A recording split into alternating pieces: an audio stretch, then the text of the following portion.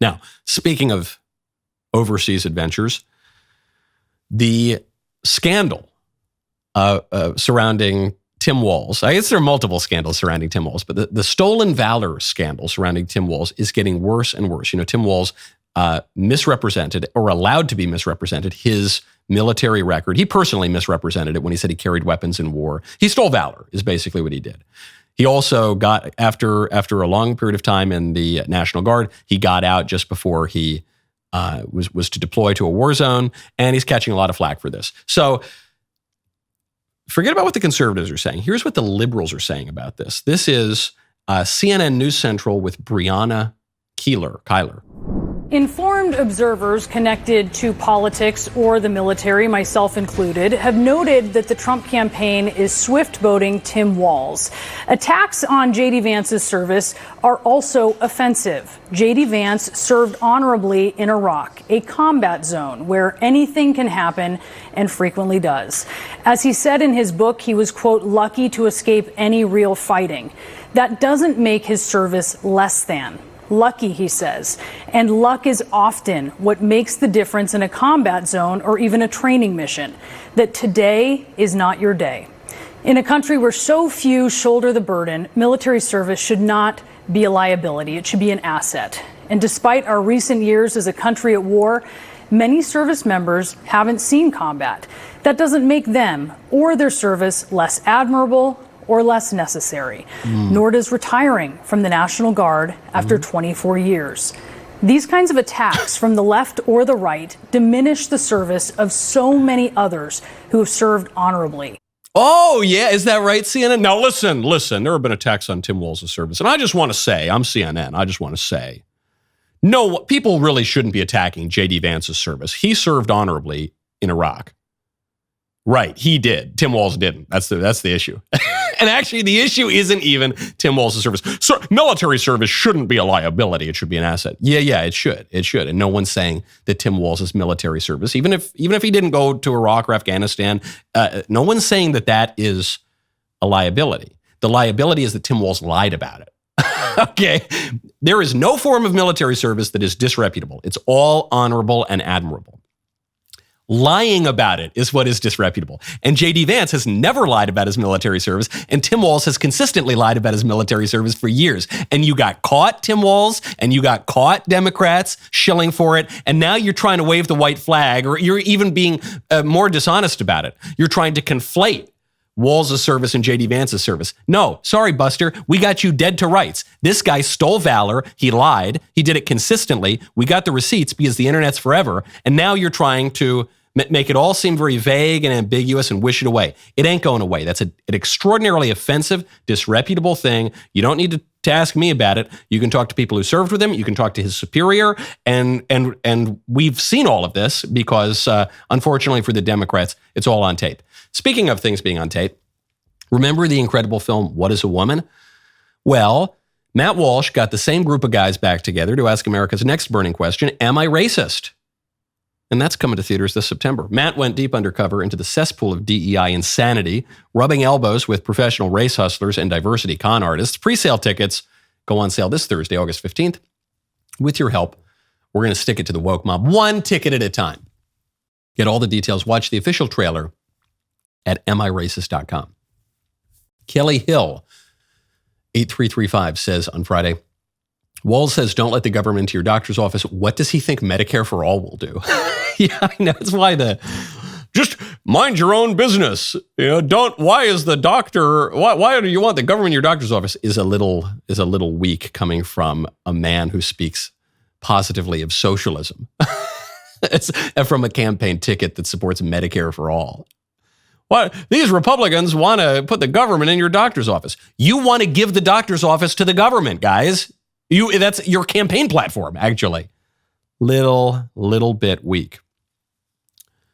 But the Democrats are trying to put out the brush fire of Tim Walz's stolen valor, and it's not going well. CNN's doing their best, but it's not going well. CNN had Walz's military superior on to what they hoped, I think, put all of this to rest, and actually the opposite happened.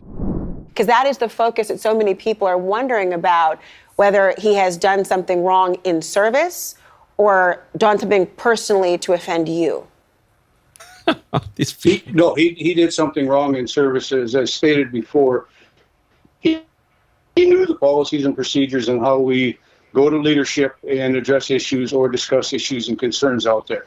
Again, backing up, he had told me, no, I'm going forward. We're going to go with the battalion and go from there. So I'm under the believing, he told me he was going forward. I'm underneath that believing that he's going forward. He went around me, which he should have addressed it with me so he could help do some things out there. Sergeant Major, this was really... Excuse me, I don't want to cut you off, sir. Oh, no, I don't want to cut you off. Please, Sergeant Why is Major. this guy still talking? Out there that people say, well, he hadn't been notified yet.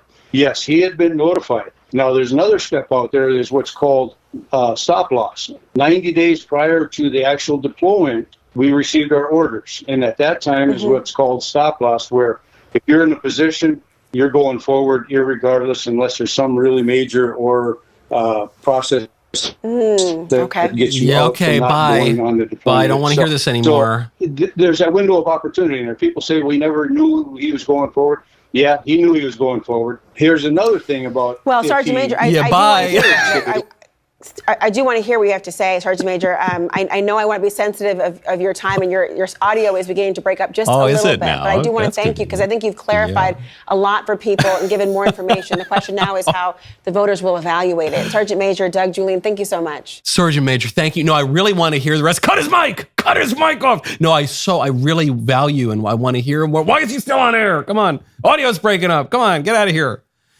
She opens up. What an amazing loaded question. So did he do anything wrong in service, or did he just personally offend you? No, he actually did something wrong in service, and I'm just going to explain to you exactly how what he did was wrong. And well, but he probably wasn't notified that he was, you all keep saying he wasn't notified that he was going to go to Iraq or overseas. I forget, it was Iraq and Afghanistan, but actually, no, he was notified, and that's when he decided to get out. So, that's a lie too. And he did go around his superiors, and it's really disreputable, actually. Okay, well, bye. Don't want to hear this anymore. Yikes. Worse still, Washington Journal. This is actually a show I was supposed to go on this past weekend, but I was traveling, wasn't able to go on. Very, very popular, well-established C-SPAN show. Here is an old clip of Tim Walz being introduced as someone who served in Afghanistan, and he doesn't correct the record.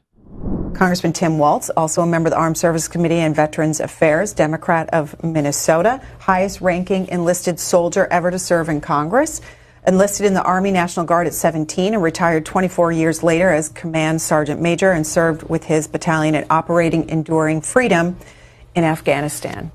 And I read that because I want to preface our discussion with your military careers. That's a lie. That's him lying about his military service. That's about him lying about being in a war zone. Here he is, Tim Walz, served in Operation Enduring Freedom in Afghanistan, and you see him, he nods his head, yes. And he says something with his mouth. It looks like yes, but whatever he says, he nods his head, yes. And he doesn't correct the record. He lied. He lied about his military service in a really, really disreputable way. It's even more than a lie by omission.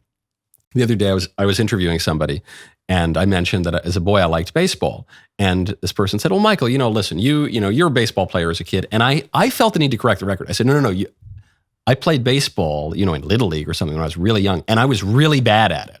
I want to be clear. I was a really bad baseball player. I don't even want to steal the valor of playing." Varsity high school baseball, okay? Because I don't want to paint a false picture here. I was really bad at baseball. You don't want to pretend to be something you're not. It's wrong in itself, and also you look foolish, and it's humiliating in the long run when you get caught. Tim Walz here is lying about a lot more than playing high school baseball. Okay, this guy's, I served in Afghanistan in Operation Enduring Freedom. This issue is not going away. And the Democrats are trying to smile through the tears. And they say, no, this is a bad issue. Republicans shouldn't talk about this. Republicans should talk about this. This is really bad stuff. The way you know it's a vulnerability is that they can't shut up about it. That was a great clip. Now, hold up, ring the bell, subscribe to the Michael Knowles YouTube channel. We'll see you next time.